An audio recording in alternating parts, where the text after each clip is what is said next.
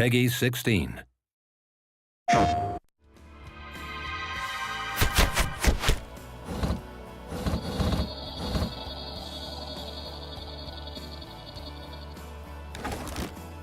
Sony's been an extremely great partner for us in moving to the console. At Blizzard, our heritage was actually console games. Obviously, we've been away for a while, so we had a little bit to learn, and we looked across all the franchises to see, which one would really be the most appropriate to bring across.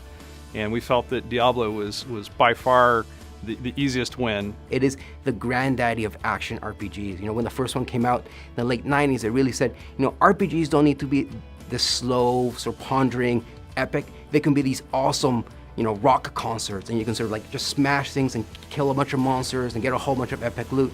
It just connects you to that experience, and I think it's super important for us that the player feels that they are in the screen with their character, and partly because our players on console are sitting 10 to 15 feet away from the action, so the more we can make them feel that they are the action, they are the barbarian, the more epic and visceral the experience is. So for us, the thing that's exciting about the new console is actually the controller.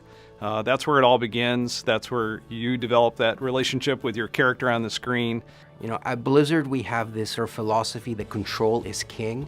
And working on a console version for Diablo III, for us that means the controller is king. This is not a mouse. This is something different for us, and it's something exciting that we haven't had a chance to work with on Diablo. What was surprising was that the second I got a controller in my hand and started playing around, and there's a difference here between an indirect control where I'm pointing around with a mouse cursor, and a direct control, an intentional control where I say, I'm pointing this way, I'm attacking that way, I'm rolling this way.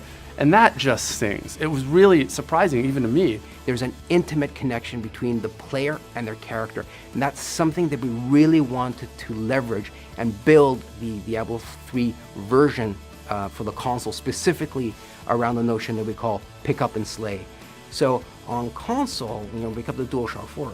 When you flick the right stick, your character actually performs a sort of dodge move that is unique to the console. And we added that thing first because our PlayStation players are going to have this expectation that as a console game I should be able to do that. I should be able to have this cool sort of dodge mechanic, and we wanted to give them that. We also wanted to make sure that players had the ability to quickly reposition in combat to give the game not just a cool action feel to it, but add a sort of tactical element to it, and it's worked out really well. One of the things that we're excited about with the controller is the touchpad. Diablo is a pretty deep game, and we don't like a lot of overload on the buttons. We wanted to keep it really simple so you can get to the things that you need to get to fast because you need to do it because the monsters are pouring at you no matter what. We think the touchpad's going to give us a lot more opportunity to make that interface a lot easier.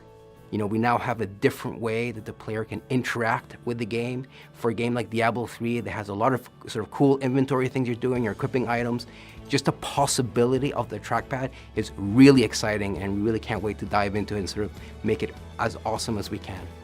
What we didn't want to do is simplify the experience, because at the end of the day, Diablo is awesome because of all the different items you can get and all the different powers those items have, so we didn't want to sacrifice that.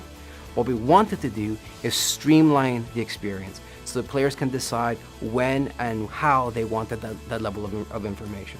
So we really built the inventory and all our UI screens from the ground up. These are screens that are specifically designed to feel great when you have a DualShock in your hands and the way you navigate them. So we moved into a radial style menu that allows, first of all, your character to be nice and big on screen. But I think one of the magic of working on a game like Diablo at Blizzard is we're very iterative. Like, we constantly keep asking ourselves, how can we make this better? How can we make this more awesome? And our team, and so Jason Bender, has this really great idea for something we call the quick equip, which is without even having to open an inventory, you can just press up on the D-pad and quickly cycle through the items you've recently picked up and make a decision right then and there whether to equip it or not. So again, that's a great example of the way we wanted to streamline but not simplify the experience. What's great about Sony's decision to make the PlayStation 4 an easier architecture for us to work with as developers is that it means that we can actually get our games into the hands of our players a lot faster, and we're super excited about that.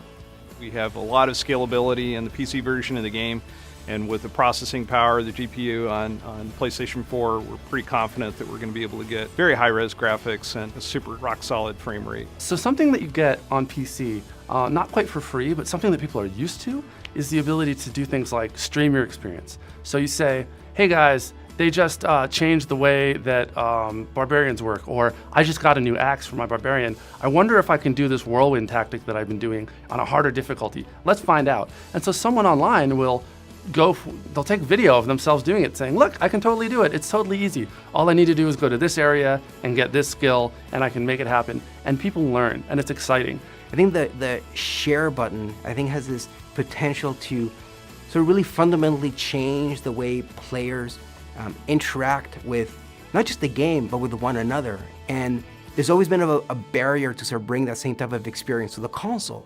But the fact that it's now on your controller, a button press away, that you can, you just found an awesome legendary and you want to, share it, not just with your friends on your couch, but with the whole world.